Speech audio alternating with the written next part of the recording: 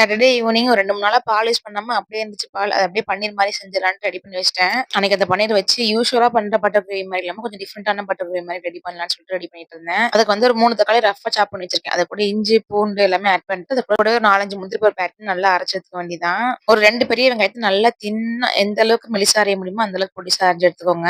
நம்ம எடுத்து வச்சிருக்க பன்னீர உங்களுக்கு பிடிச்ச ஷேப்க்கு இந்த மாரி கட் பண்ணி வச்சுக்கோங்க. ரொம்பவே சாஃப்ட்டா இருந்துச்சு அன்னைக்கு பன்னீரு. இனிமே காசு குடுத்து வாங்குறதுக்கு நம்ம வீட்லயே பண்ணலாம் அப்படின்னு நினைச்சுட்டேன் நானு. அவ்வளோ சூப்பரா வந்துருந்துச்சு. ஒரு கடாய் வச்சுக்கோங்க. அதுல வந்து எண்ணெய், பட்டர் ஆட் பண்ணிட்டு, மிளகாய்த்தூள், மஞ்சள்தூள், உப்பு 3 ஆட் பண்ணிட்டு லைட்டா டோஸ்ட் பண்ணி எடுத்துக்கோங்க பன்னீர. அதே கடாயில இன்னும் கொஞ்சம் எண்ணெய் ஆட் பண்ணிட்டு, நம்ம அது கூட பட்டை, கிராம்பு, 2 பிரியாணி இலை, 2 ஏலக்காய், ஒரு ஸ்டார் பூ ஆட் பண்ணிட்டு நல்லா பொரிஞ்ச உடனே நம்ம எடுத்து வச்சிருக்க வெங்காயத்தை ஆட் பண்ணி நல்லா வதக்கிக்கோங்க.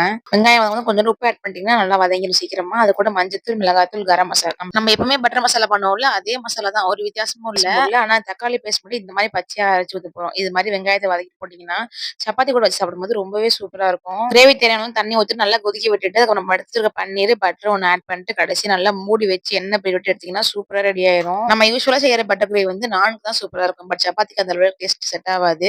இந்த மாதிரி நல்லா ஸ்பைசியா செஞ்சு பாருங்க. சப்பாத்தி கூட வச்சு சாப்பிடும்போது அவ்வளோ சூப்பரா இருக்கும். சப்பாத்தி சாஃப்ட் ஆகிறதுக்கு நான் எந்த டிப்புமே ஃபாலோ பண்ண மாட்டேன். நல்லா சுடு தண்ணி ஊத்தி நல்லா பெனஞ்சிட்டு ஒரு 1/2 அன் ஹவர் ஊற வச்சுட்டு நல்லா அப்படியே தேய்ச்சு எடுத்துக்க வேண்டியதுதான். அது நல்லா ஃபுல் ஃப்ளேம்ல வச்சு போட்டு எடுத்தீங்கன்னா அவ்வளோ சாஃப்ட்டா சூப்பரா ரெடி ஆயிரும். கண்டிப்பா ட்ரை பண்ணி பாருங்க. அது கூட இந்த கிரேவி சாப்பிடும்போது அடிப்பொலியா இருந்துச்சு. கண்டிப்பா ஒரு நாள் ட்ரை பண்ணி பாருங்க சப்பாத்தி பண்ணும்போது. அவ்வளவுதான் நாளைக்கு பார்க்கலாம். பை.